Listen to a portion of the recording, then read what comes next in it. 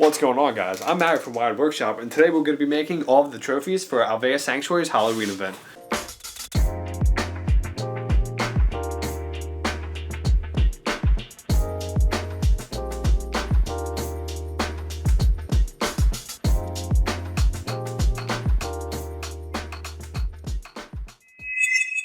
So the first thing I wanted to do on this project was make the epoxy ball that was going to be the centerpiece of the big trophy. Now I chose this because I knew it was going to be the hardest part, so if I ran into problems, they would happen at the beginning rather than at the end. Inside of the ball of epoxy is actually going to be Alveus' logo, which is a little hawk, a white swoosh to hold the hawk, and then the mountain itself. Now the mountain in the logo is actually Bishop's Peak, and with a lot of help from our good friend Jake, we were able to pull map data from Google Earth to get a very good, accurate 3D model of that so I can send that to my 3D printer. Once we had all of our pieces, we can go ahead and glue them together and then get ready to put them into a mold. That way we can pour epoxy over top of it.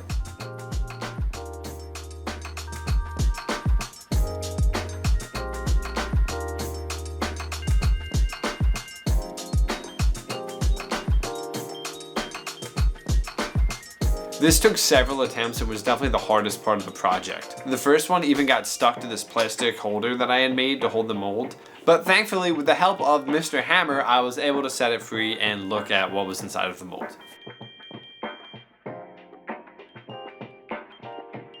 After about 7 tries, we actually got a pretty good pour that Ryan was able to clean up really well by sanding. However, while waiting about 4 days between each different pour, there was a lot of other stuff going on for this project.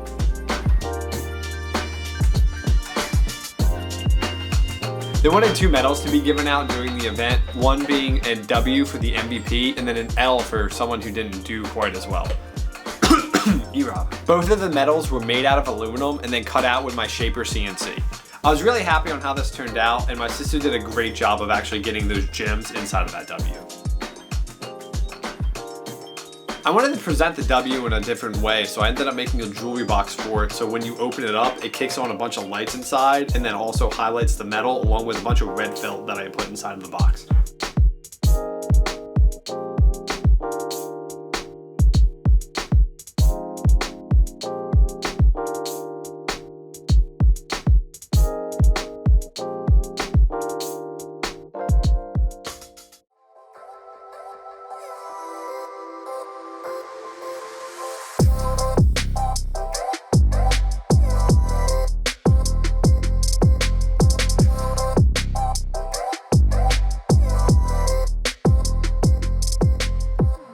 Next up was the 15 smaller trophies. This is where my new resin printer really came in handy because I'm able to print out something or a mass quantity of things in a way shorter amount of time. The technology on these resin printers are actually really cool. It actually uses UV light to cure the liquid resin from down below, and it goes up as it builds each layer. So it really doesn't matter how many objects that you have on the print bed versus just how long it's going to take to print that layer height.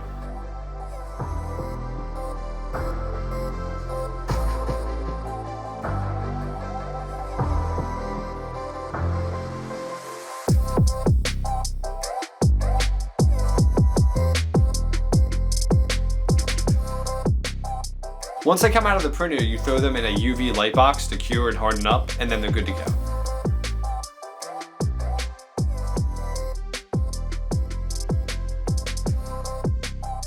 After a lot of sanding, I moved on to painting. For that, I used double-sided tape and CA glue. The CA glue is an instant bond that you put on one side and then an activator to make that instant bond as you set it down onto that.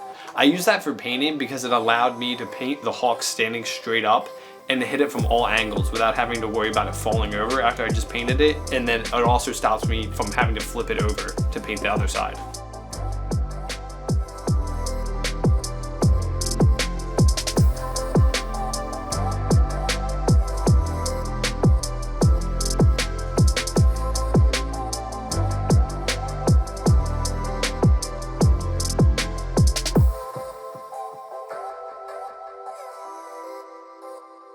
Then it was time for the big hawk. This was by far the longest print I've had on my resin printer, totaling over 37 hours. Thankfully it came out perfect, and the base for the big trophy came out really good as well.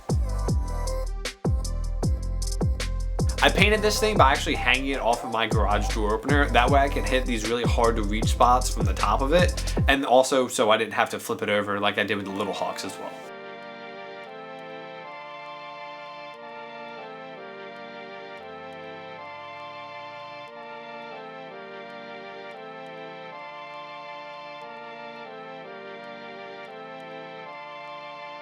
The scariest part of this whole project though was actually putting the whole big trophy together. We were leaving to go deliver this thing to Texas in about a week, so by the time this got put together, if anything didn't line up correctly and something had to be redone, I don't know if I would have made it on time.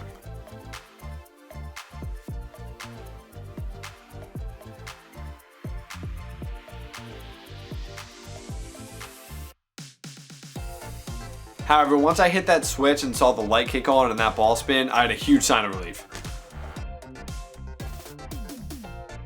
For the last part of this project, we wanted to make a holder for an extra ball that we had laying around and then give that to Maya. Now Maya is the one who started Alveus Sanctuary in the first place and also is the one who reached out to us to make this project. Now since Maya doesn't get to keep the trophy and someone else will be taking that home, we always wanted her to have a piece of the project. Funny enough, this was actually my favorite part of the project because it was a very well needed break from 3D printing and it was really good to work with woodworking tools again. So I started by chopping 2 pieces of maple and then gluing them together. Next was to cut out a rough shape of a circle and then clean up and make it really smooth with a disc sander. For the base, I didn't want the top to stay just flat, so I concaved the center of it and tapered down, that way the ball would pop out more, and for this I used an angle grinder with a flat disc. I was actually really surprised on how well that worked. All that was left was to give it a round over, put some shellac on it to bring out the natural color of the wood, and then glue in the ball.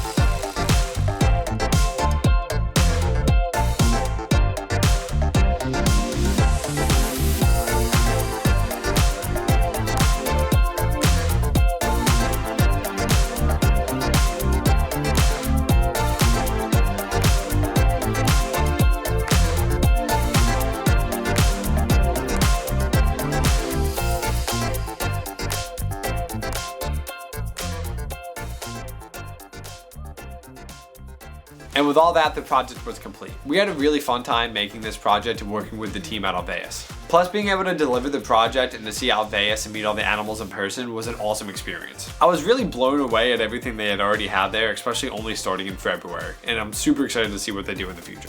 There will also be links down below to Maya's YouTube channel, as well as Alveus Sanctuary's website where you can help donate to support their cause. That about wraps it up for this one, guys. If you liked the video, be sure to like and subscribe, and I'll see you guys on the next one.